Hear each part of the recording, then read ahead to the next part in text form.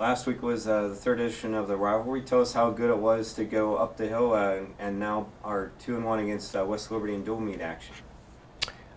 Yeah, that would have been about a week and a half ago now. We traveled to West Lib in a great environment. The gym was packed. West Liberty did a wonderful job of promoting the event for the first time on their campus and created a good environment to compete in. And as always, our fan base travels really well and I think took over the gym to some extent. And it was just a fun night. We won 8 out of the 10 bouts that evening. Last year we did the same thing. We won 8 out of 10 here. So our guys have established some good things. We're always ready for that match. And most importantly, it was kind of fun to watch our guys compete in an environment like that and do it maturely in a heated match. And it was a good night. Well, after West Liberty, a full team was in action at the University of Findlay Open. We had some strong results there, including Dustin Warner. Yeah, Findlay was a step up in competition this year for us. We've really spent our first few weeks of the season establishing who our starters are going to be. Lots of competitions that allow our guys to see each other and compete against common opponents. Findlay had a number of the top Division II programs in the country. I think 5 or 6 of the top 20 teams. A number of Division I teams: Ohio State, Michigan State, Ohio University, Kent State, Cleveland State. All sent red shirts there, so that added a good element to it. And yeah, Dustin pretty much rolled through the tournament uncontested. Dustin's having a great start to his season, and we'll have to continue that, especially here in the next 6 weeks as the competition really steps up for us. Scott Lopez made the finals in a weight class where we have somebody nationally ranked in Nolan Whiteley. And again, if we can establish 2 to 3 deep in every weight, then we'll really be in a position to compete at a high level. We had a number of other guys place as well. So just a good progression within our schedule to keep maneuvering towards the Midwest Classic in a few weeks. Are you pleased and excited with how the first month of the season has went so far for the program?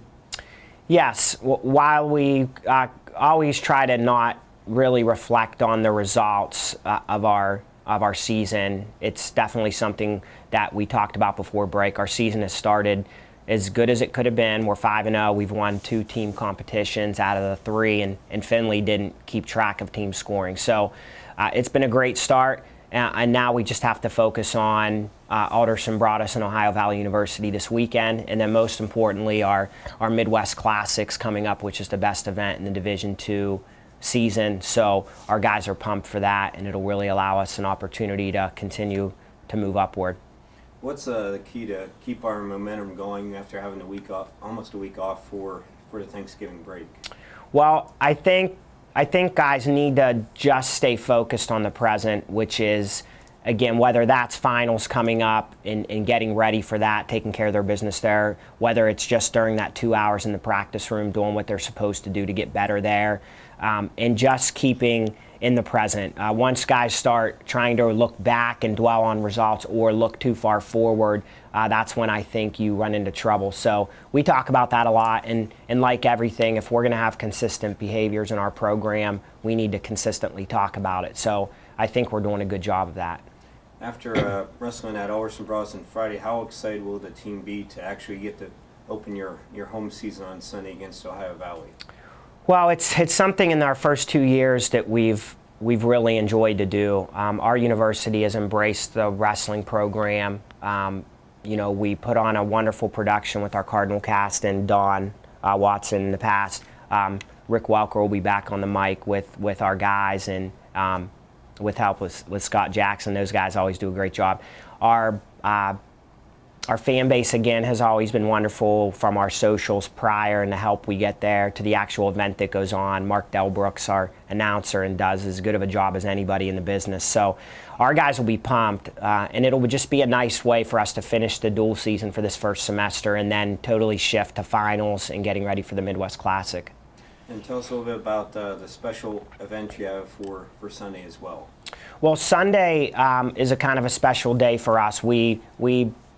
A few months ago, we thought of what we wanted to do around our season with some of the different events, and somebody that's kind of been close to us as a family of mine with children now was the Hope for Hines Foundation.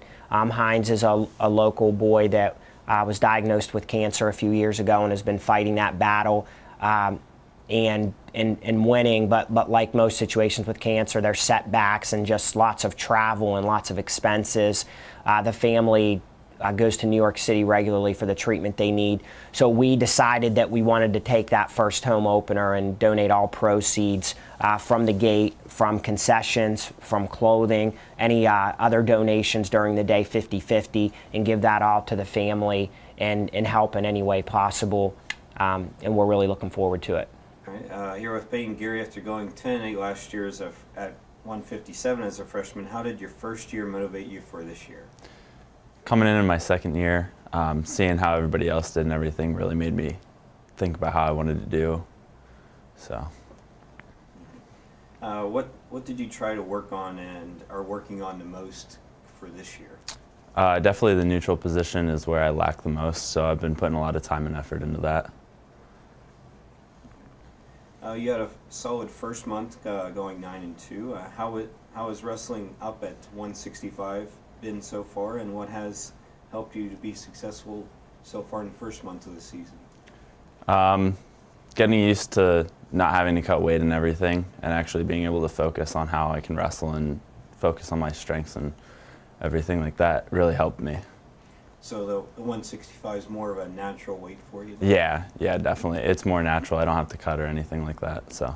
Does that add to your keeping up your strength and other things in your endurance, so you don't have to be watching your weight as much? Yeah, it really does. I get to focus on actually wrestling instead of more on the weight cutting side of wrestling, so it's a lot more fun too. That's good. But while we were back on the road Friday, Alderson Broaddus, do you know much about your opponent or about Alderson Broaddus as a team? Or? No, I know they're a pretty tough team. I don't really know much about the kid that I have to wrestle, but I'm looking forward to it. Do you enjoy wrestling on the road as much as in the different places so far you've been this year? Or? No, I definitely like wrestling at home. The West Lib duel was a little intense, but I like wrestling at home a lot more. So. How was the West Liberty duel for yourself? It was intense. It was my first dual meet start for us, so definitely wrestling in a hostile environment was fun, but it came out with the W. So. Well, you won't have to wrestle in a hostile environment this coming Sunday when the team opens your dual meet season with Ohio Valley. How much are you looking forward to that and getting in front of all of our home Cardinal fans? Definitely wrestling at home is going to be fun in front of everybody, so I'm looking forward to it a lot. And what's your goals for the rest of the season? I'm definitely looking to place at regionals. Regionals placing would be a huge accomplishment for me. So.